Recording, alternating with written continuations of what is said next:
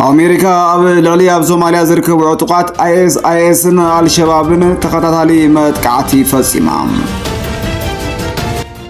بهراوي بورد مرصا إثيوبيا انتقراي حاويسوا بكلن كللات شابعاي مرصا كم زكايدن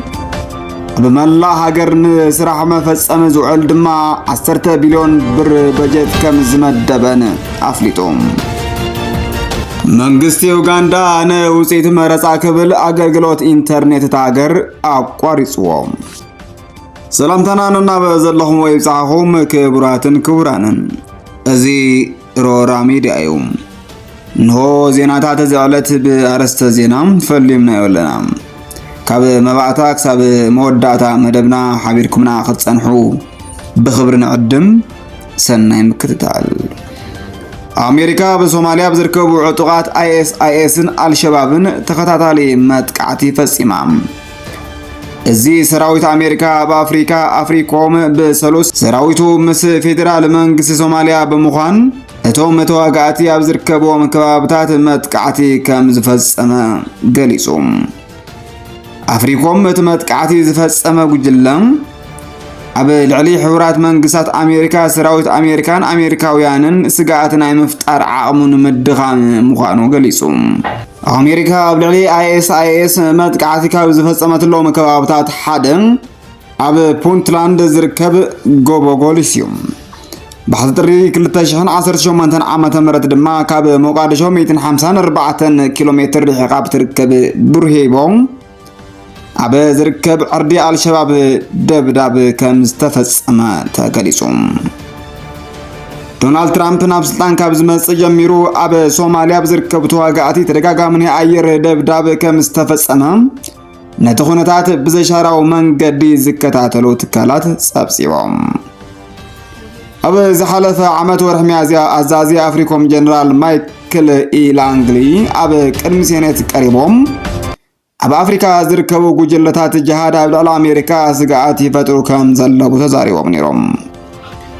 جلتات IS القاعدة تسفحوا مخانهم جبوت حبرت لنا أب علي أمريكا دما قد تو سقعات يفتروا له إيلهم من بارهم ذكريهم على شباب أب علي منك الصوماليا كاب كل تشحن شعاتن عامة مرت فرنج جميرو كنات زعوجة خوينهم أب دو مبرقة هاجر زركبوا خبابتات أب تحتي قزصرو غيرو يركب أب صوماليا زركب IS جن قزرو حد كوينم ببزحي زنقساقات دما أبتي ناي بونتلاند آخرانات موخانم تقليسوم بيراوي بورد مرصا إثيوبيا نتقراي حاويسو أو كلن كللات شعباي مرصا كم زكاي دفليتوم أتبورد 14 قنبوت كل تشحن 18 عامة مرات نزكايد شعواي هاجراوي مرصا زدليو ناي قدما دلون نسرحتي كم زازمون قليص لهم أبتي مس أبارات بايتو توكلت حزبي استقبره ناي ميت مدرخ أب كل تقرايخ مرصا يكايديو نزبل زقرب حتهم مكتل عبون برت بورد أتو تسفاين واي كملسون تلوهم أب تقراي مرصا كم زكايد አረጋግጾም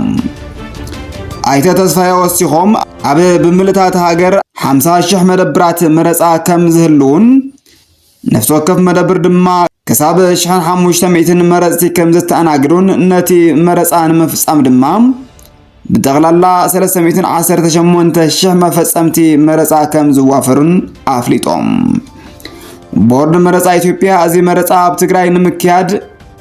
مسجزاو من محدارن أب كلل تقرأي مسنكساقسو بوليتيكاو ودباتن كزتي مسنحو أتي كاب بيت مخري توكلت حزبي استرخب حبريتا يرد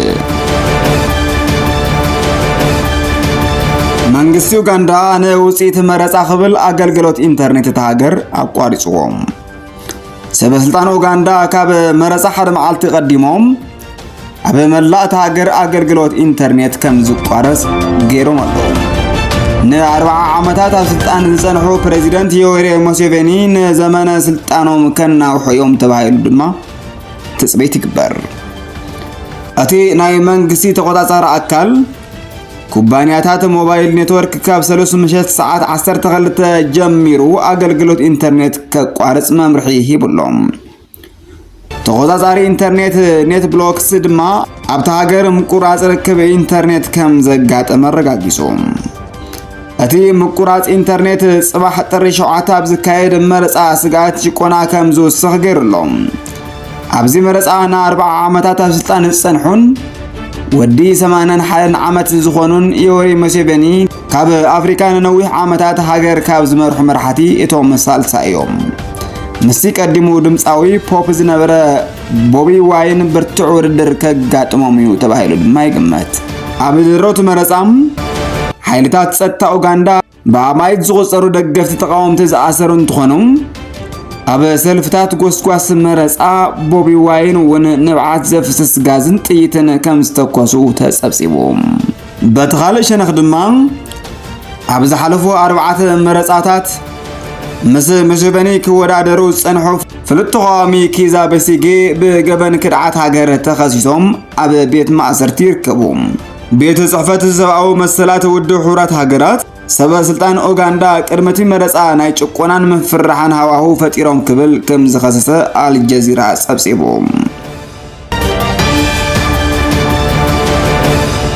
ነጣፊ ማሕበራዊ ሚድያ አይሾ ስፒድ ኣብ ኢትዮጵያ በአሉታውን እወንታውን መልክዑ አዘራራቡ ኮይኑ ቀኒሎም We are here in Ethiopia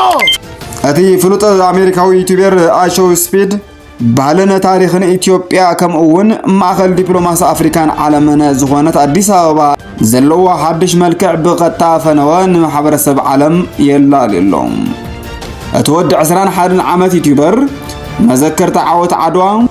ሙዚየም ሳይንስን ብሔራዊ ቤተ መንግስትን ሓዊሱ ኣብ አዲስ አበባ ዝርከቡ ታሪኻዊ ቦታታት ብቐጥታ ንዓለም የላልሎም ሎሚ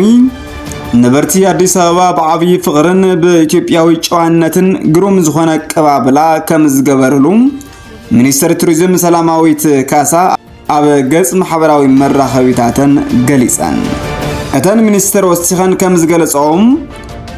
ዑደት እቲ ፍሉጥ ዩቲዩበር ብዛዕባታ ጽብቕቲ ሃገርና ርዕሰ ከተማ አፍሪካ ዝኾነት አዲስ አበባን ንመላእ ዓለም ብቐጥታ ፈነወን ነሪኤሉ ዕድል እዩ ክብላ ገሊጸን ኣብ መላእ ዓለም ልዕሊ 48.5 ሚልዮን ሰዓብቲ ዩቲዩብ ዘለዎ አይሾ ስፒድ ኣብ ኢትዮጵያ ይገብሮ ዘሎ ጻንሒት ኣካል ናይቲ ኣብ 10 ዝተፈላለዩ ሃገራት አፍሪካ ዝገበረ ዑደት እዩ ብኣንጻሩ ድማ ባህልን ሃይማኖትን ዝዕይኑ ንታሪኽን ወግዕነት ሃገር ዘይምጥኑ ምርኢታትን ንመናእሰይ ዘይልሙድ መንገዲ ዘርእዩ ምልክታትን ሒዙ ኣትዩ ብዝብል ብዙሓት ወገናት ይወቕስዎ ኣለዉ ክቡራትን ክቡራንን ንሎሚ ዝሓዝናዮም ዜናታት እቶም ከተከታተልዎም ጽናሕኩም ይመስሉ ነይሮም ንምክትታልኩም ኣዚና ነመስግን ብቐጻልነት መደባትና ቀልጢፎም ክበጽሑኩም ላይክ ሼር ሰብስክራይብ በመግባር ቤተሰብ ኩኑ ሰላም